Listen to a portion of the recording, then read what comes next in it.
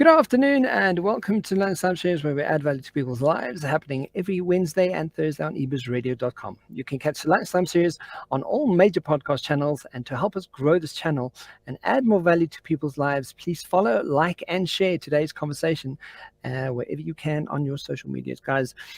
In our marketing and leadership segment, joining me as per usual, our marketing communications expert and co-host Craig Page-Lee. How you doing, Craig? Hello, Kevin. Good, thanks. Dealing with the challenges that we have to with our beloved load shedding at stage 6. But importantly, or more importantly, it's show number 80 today. Wow, 80 show. We've really almost Can hit. you believe it? When we get to that 100, I'm gonna sit on the show here. I'm gonna drink champagne while we're actually doing it. You're damn right about that. Craig, so we had a really great conversation last week. So please, will you take some key reminders and takeaways from that conversation and share with the listeners? Yeah, Kevin, thanks. I must admit that I did really enjoy doing the research on the topic last week, and as always, appreciate your comments and points of view on the subject as this, because it's something that's really a key passion point for you. So, that added to a much more engaging conversation. For our listeners, though, Kevin, we picked up on the topic of human-centered leadership last week, and we looked specifically at what a human-centered leader actually looks like and how they behave. So to start off with, we referenced the article from the Human Capital Leadership Institute, which was written by Artika Anindya Putri, and it was published on 22 October 2020. And the article introduced us to the concept that human-centered leadership is structured around 4 core skills. The first skill being the ability to trust and create a psychologically safe workplace. The second skill being the ability to recognize and align meaning and purpose between people and organization. The third skill was the ability to grow and develop people from a coaching and mentoring point of view. And the fourth key skill is the ability to empathize and take action accordingly. The other article that I also want to quickly reference, Kevin, is titled The Human-Centered Leader, which was published on workhuman.com on the 4th of August and was written by Leanne Levy. And there were 11 key points that actually define what human-centered leadership actually looks like. Point 1 here is that human-centered leadership embraces a growth mindset. Point 2, it's about earning respect. Point 3, it's about taking off the mask. Excuse me. Point 4 is about understanding the limits of knowledge. Point 5 is that human-centered leaders remove obstacles. Point 6 is that human-centered leaders ask for feedback. Point 7 is about understanding the impact of bias. Point 8 is about coaching versus managing. Point 9 is about caring about more than profits. Point 10 is leveraging technology. And point number 11 is about recognizing great work. And Kevin, for anyone interested in this topic, it's definitely worth spending more time going through each of these points in further detail on the article. Great, really well constructed, easy to read and understand. So to reference that again, the human-centered leader on workhuman.com. And those are the key takeaways from last week. Absolutely, Craig. And as you say, it's right down my alley of conversation. It's something that I'm passionate about, and what makes why people do what they do, and like just the fact that some of these are so in your face, like this is what human-centered leadership looks like. It's sort of on the nose, but so important. And the more we have this conversation, the more you start realizing that people need to start showing up differently. We're not in the 80s anymore. We're not in the 90s anymore. We're in a world that's gone through a pandemic, and who we have at the helm really needs to know their stuff. They need to know who they are and what Yes. how to do what they do better.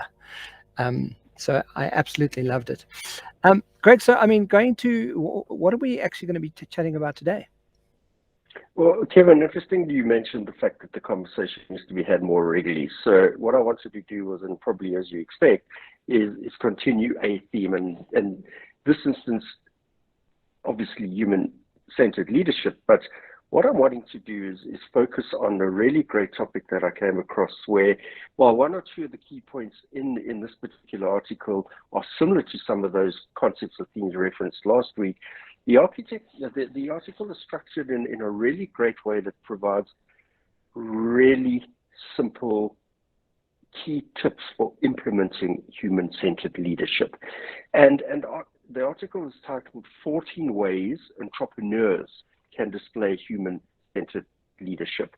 The article was published on Forbes.com and was written by the Forbes Coaches Expert Panel. Now, I didn't know that that panel existed until I came across this article, and really, really interesting points of view that were shared from the respective Coaches Council members, Kevin. The article also references a Gallup survey, and you've heard me mention Gallup in some of our commentary before as a really great source. And what it states is that employees need 4 things to succeed: trust, stability, hope, and compassion. And that keeping team members as healthy, happy, and productive as possible means embracing a more human-centric leadership model that values employees more than profits. And yeah, definitely points that support the content that we shared last week, Kevin. Yeah. The article expands on the things that employees need to succeed, with 14 of the members of the Forbes Coaches Council pooling their collective thinking and presenting some of their best advice for entrepreneurs. And I really like the fact that it's tailored around advice for entrepreneurs. And to quote a sentence from the article, it states, for entrepreneurs to make the shift within themselves as leaders as they try to foster a culture that serves the needs of their people. And I think that's a really important statement, because entrepreneurs in themselves are a particular kind of individual, and they're dealing with many different kinds of challenges that the employees are. And it's really important for those entrepreneurs to be able to make that self-introspective shift as leaders to ensure that they're able to drive the right culture of the business that serves the needs of their people. But also, Craig, but also to your point is that, you know, if we look at what the way the world is moving, a lot of people have scaled down. A lot of people have opened their own businesses. You know, a lot of people are kind of going, well, I don't want to go work for an employee. I'll just contract my time out because I can work remotely. You know, so like there has been a big migration on how people are doing business, and what we're seeing is a lot of entrepreneurial businesses really picking up and making very a big much so, impact. Kevin. Yeah, very much so. And that plays right into a key point of discussion in this article, which is talking about the future of work. And we know that work type and style and hybrid has changed work forever. So yeah, very, very good point you make there. And all the more important that these forums are around to bring good conversation and support to enable entrepreneurs to become the best leaders that they can be in their respective businesses as well. Absolutely. So Kevin, as I mentioned, the article has 14 points, and we'll go through each of those and just get some personal points of view on them. I'm dying to hear your points of view, because as I said earlier, this really plays into the space that you're absolute expert at. So kicking off, point number 1 is about, for entrepreneurs, start by loving yourself unconditionally. And first and foremost, entrepreneurs should realize that becoming more human-centric starts with unconditionally loving and accepting themselves. And your thoughts on that? I'm completely blown away by this, by by that being point number 1. And the reason for this is it's taken, I'm 43 years, it's taken 35 years of my life, right, to really get to a point where I can actually look in the mirror and kind of go, I really like myself. I really like who I am. I like who I'm becoming. I like what my evolution, the evolution of Kevin is in the world, right? And it really does, because the moment you have an understanding of what it actually means to just sit down with yourself and go, I love what I do. I love how I do what I do. I love that I have this brain. I love that I'm interested in this. I love, how I show up as a dad. I love how I show up in, my work capacity. I love when you have this unconditional love conversation with yourself, it really becomes a barometer. I think it's it becomes like a barometer of feedback to go, well, is this something that's accepting, or is it something that I don't want in my life, right? And the more you know and really define what loving yourself looks like, the more clarity you have on what it is you'll sit up with and what it is you want from life, whether it be in Brilliant. business, relationships, decision-making processes, everything. Brilliant. And for me, I think one of the important things that stands out in this particular point here is that nobody can drive, promote, or be part of the human-centric role or organization, Kevin, if they themselves are not able to demonstrate their own self-worth, self-belief, self-compassion, and care. So, yeah. The second point is to begin with self-reflection and being able to demonstrate loving yourself conditionally can only come out of having a really good self-introspective session. Human-centric leadership begins with self-reflection. Mindful and embodied self-awareness creates a ripple effect of trust, authenticity, and curiosity.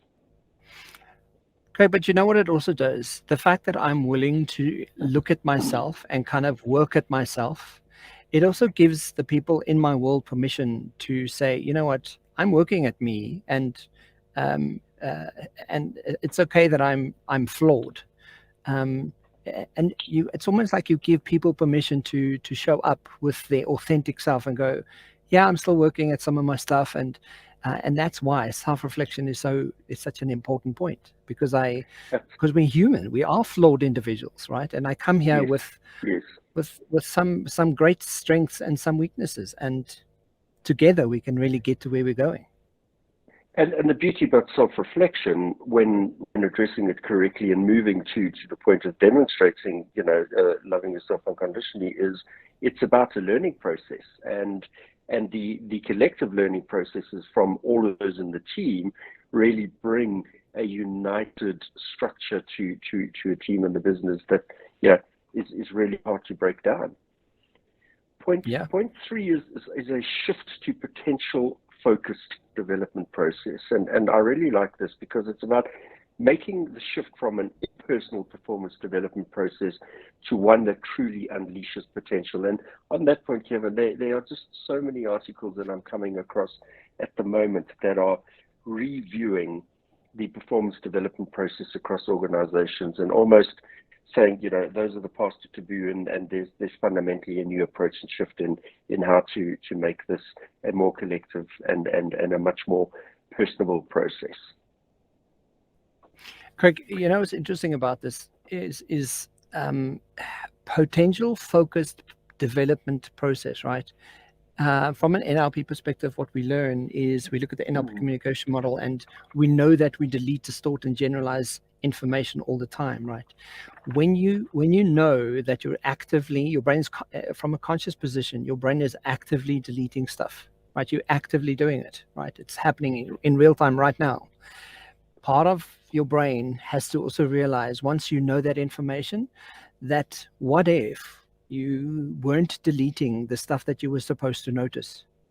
What if you started paying more attention to the things that you are distorting and generalizing and kind of going, no, hang on, what if there was a different way? What if there's a different conversation?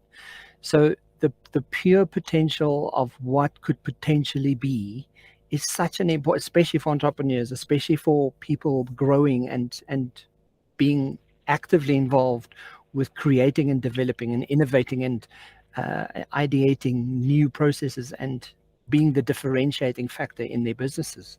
Absolutely amazing. Absolutely, yeah. And what's key here is the how question. Because when employees see how they fit into the organization, they will understand what their development process needs to be. When they see how the actual organization fits into their own career paths and life journey as well, that's part of that key structured, focused development process for their own being.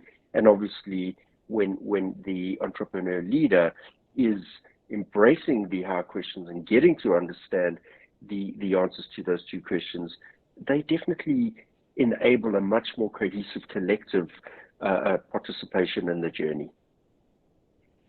Absolutely. The point 4 here is get team buy-in and build trust. And that's actually a perfect segue from the previous point that I just made about the how. So leadership is about having an influence with others. Human-centric leadership shifts the focus on compliance, where teams just meet expectations, to a focus on connection, where actually there's a desire to exceed expectation. And when employees understand their how does the employee see the organization, how does this job fit into their own career path, they will definitely be in that position and have that desire to exceed expectation. Absolutely. And as a human-centric leader, you cannot go without trust. You have to be able to trust, and you have to display trust first. You have to go into the team with trust, because if it doesn't come from the leader, it won't come from anyone else. And that's why point 5 is probably, again, a perfect segue here, is that communicate transparency and honesty. So transparency and honest communication from leadership can help organizations build a human-centric environment grounded in employee trust. Exactly that point, Kevin. And it's about increasing the frequency of communication as well, and not just keeping it for the monthly updates and birthday wishes, but also about communicating some of the tough messages in the organization as well. And I think just to add to that, Greg, transparency is, I think what I've noticed, especially in a corporate setting, is because my ego gets in the way, and I'm called the managing director, I'm supposed to have the answer, right? And there is nothing wrong with being transparent and open and kind of going, guys, this is a bit of a process. This is where we're at in this process. So as soon as I have more feedback for you, I'll be able to share more about this process. Simply reassurance and being honest and open and transparent about where you're at. Even that just that one email can make a substantial difference to an environment, especially when you're actively wanting to cultivate trust. Yes, absolutely. Kevin, point 6, focus on cultivating a sense of belonging. So there's no simpler way to exhibit human-centric leadership than to cultivate a sense of belonging. And we learn here that when people have a sense of belonging, they feel listened to, accepted, and free from judgments. And here, an important takeout from the article is that the culture of belongingness comes not just from the individual employee's contribution, but from leadership. And also, Craig, but on that belonging point, when we think of diversity and inclusion, right? When I have a sense of belonging somewhere, suddenly we don't even have to discuss diversity and inclusion, because I have a sense of, even though I am me, I'm accepted and I belong here. Such an important point. And that's a great point you raised, because when we did the conversation on diversity, equity, and inclusion, remember we added belonging on it, saying how fundamentally important it is to sort of bring all of the other 3 concepts together. Quite right. Yeah. The point 7 is meet people where they are, and I love that, because it talks to a comment you made earlier on about being open and honest about where you are as a person. So here it's about expanding your emotional intelligence and meeting people where they are. People have 2 core needs, Kevin, and we learn here that it's about to feel seen and heard, and to feel like they belong. Make it about them, not about you. Yes. Yeah. And I laugh, Greg, I laugh because like it doesn't get more simpler than that, right? Like Yes, meet people where they are and you kind of go, people want to be certain, they want to know, they want to know that they matter, and if they don't, uh, they'll they'll they'll be reactive, right? They'll be reactive and their behavior will act out, right? And also significance, the acknowledgement of going, I acknowledge you, I see you, I see what you bring, I see how important you are to my team. Um, it's something, even with my virtual assistant, she's like my right leg at the moment. Like I can't, often I just say to her, thank you for doing this and taking care of this because without you here, this would have been so difficult. So it's a sure. constant acknowledgement of just doing simple things that people need. People need it. That's great. That's great.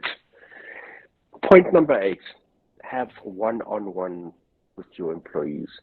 Make sure you have in-person or virtual one-on-ones with as many people in your organization as possible to talk about how they are doing, what they need to succeed, and how you will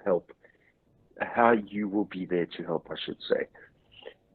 Just for me, what really stands out there, Kevin, is that technology has changed the way we work. And while we're still very much in this hybrid work mode, technology is the enabler to engage and connect with every single employee. And for me, there's no excuse anymore Yeah. not to have an engaged audience and to demonstrate care across the business. And Craig, I want to add to what you're saying here is, if you as the leader can't have, or you find it difficult or challenging to have one-on-ones with your team, then I would encourage you to see a coach or see a psychologist really soon, because it's a problem. It's a problem when you can't go and meet someone and at a human to human level and just have a human conversation at, like, how are you, how are things, um, how you're doing, how you feeling about what's happening in the world, in the country, in the whatever.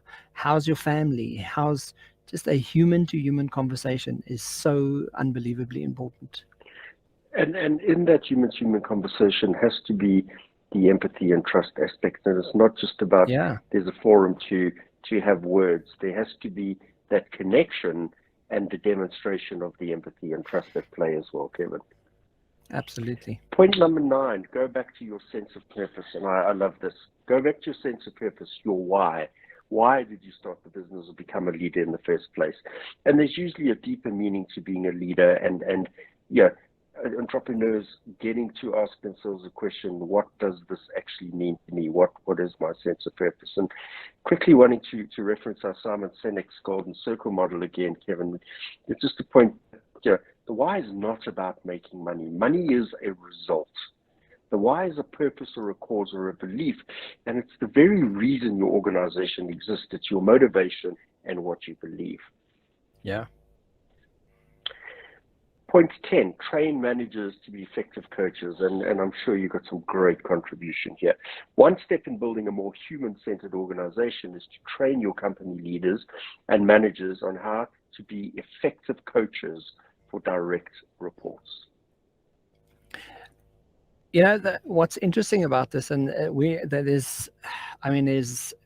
created such at an international level now. We've created an actual leadership coaching program, and it's so important for managers and leaders to be able to step into a coaching role, because what it does do is that it empowers your staff to think, and it empowers your staff to level up and be empowered in how they actually take action to the environment. That is why it's so important, right?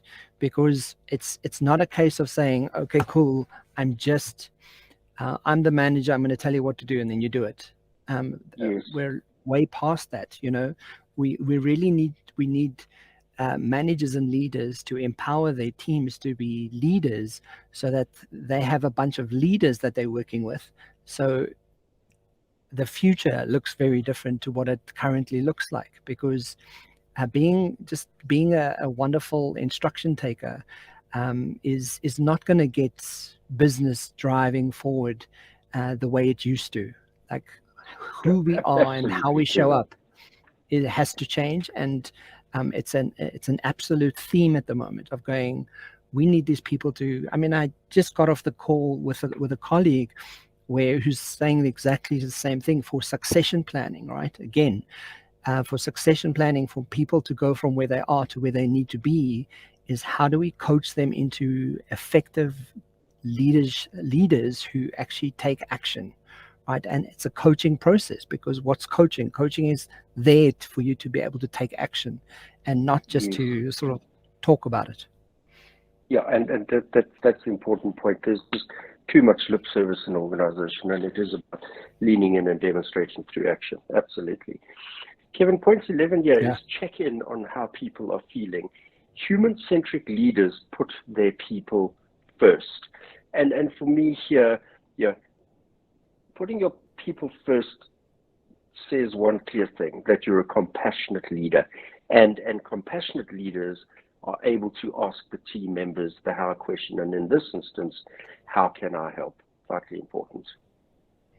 How can I? Oh man, what a beautiful question. I think, if people made that a slogan, Craig, the world would be in a far better, different place than it currently is. If we just all started our day with how can I help you, right? It speaks to the Arbinger Institute's leadership, one of the inward and outward mindset, right? The moment your outward mindset, you're specifically going, well, I know that I'm the leader, but how can I help you? You're a human in my organization who has dreams and aspirations and hopes and children and a husband and a wife and a whatever. How can I help you do better at your life so you can help me do better at mine, right? So it's an outward expression of help. Absolutely brilliant. And what institute was that again? I just want to make note of the Harbinger. It's the Arbinger Institute of Leadership. Oh, fantastic. Yeah. Really, really like that.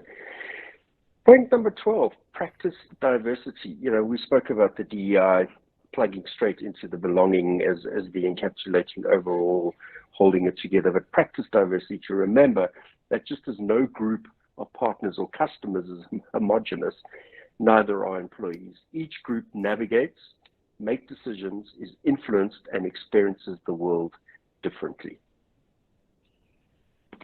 Yeah, I mean, we've had this conversation a lot, and there's evidence to prove that having diverse teams means far more greater success. And I mean, you can Google this. You can YouTube PwC on their biases, the biases program that they had.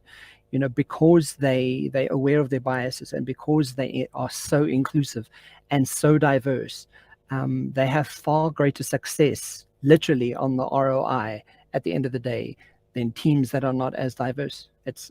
There's science. Yeah, I love it. Absolutely.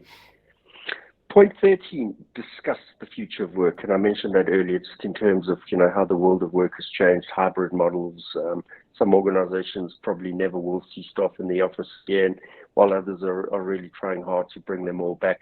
But here's a lovely note from one of the 14 members of the Coaches Council that states, I encourage CEOs to require their the management team, to openly discuss the future of work and how their paradigm must change. Engage many different voices and opinions across the organization to ensure that you are hearing from everyone. And most important is ensuring that you're hearing from everyone, because every single organization has a layer of staff level that has a different need, and within those layers are individuals that have their own personal need as well. And it's about listening to all of those voices and getting multiple inputs across the organization. Yeah, Craig. Yeah, we're in it, right? We're in the world now where we're not, the way we do business now is different, and I think for people to not sort of know that half their staff are comfortable with coming into the office, and half their staff are spread out all over the world. we have to create, we have to have conversation and create conversation for that to be allowed and be normalized. Because I Yes. think people are still trying to kind of go, okay, cool. Yeah, this hybrid thing now, what is this hybrid thing? Is it once a week? Is it twice a week? And I think it almost gets to a point where per division or per person, what's best for this division and what's best for this person. Yeah. Because everyone's going to be, like, this is what suits my life. And if it suits my life, that's what I want to do. So you're going to have uncomfortable conversations about how to shift paradigm in your work environment, and to what degree. Hey, Kevin, just adding to that, some of the realities of what we as a country are faced with at this very point in time, where we're sitting here, both you and I have got load shedding at the moment, stage 6. I've had 6.5 hours of no electricity already today. The net impact on how I work, where I work, and when I work is just so severe, and really getting to understand how that plugs into the future of work in instances like this, where we're hamstrung by other factors, external forces, and influencing how we work. For me, today would have been a great day to have had a close by office to go to that's got a generator, that's always got Wi-Fi uptime, and the support of colleagues around. Whereas I'm sitting in a very different, work from home model, where we have direct impact on these external factors, and to remedy that costs hundreds of thousands of rands, because we've got to put in solar and UPS and a whole realm of other support mechanisms. So it's important to get to understand across all levels of the organization what impact these kinds of situations have on individuals, and how that influences the future of work for that respective entity on its own. Yeah, I mean, just to add to that too, Craig, and I'm just adding it because I think it's one of the conversations that people don't realize.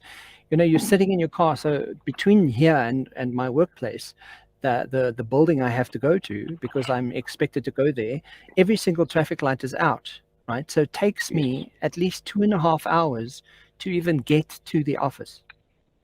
And very often, especially in South Africa right now, that's the situation, right? Yeah. So how do you alleviate that for the people who you can, to kind of go, okay, cool, I know you can do online work. We need to, make sure we have check-ins twice a day or whatever.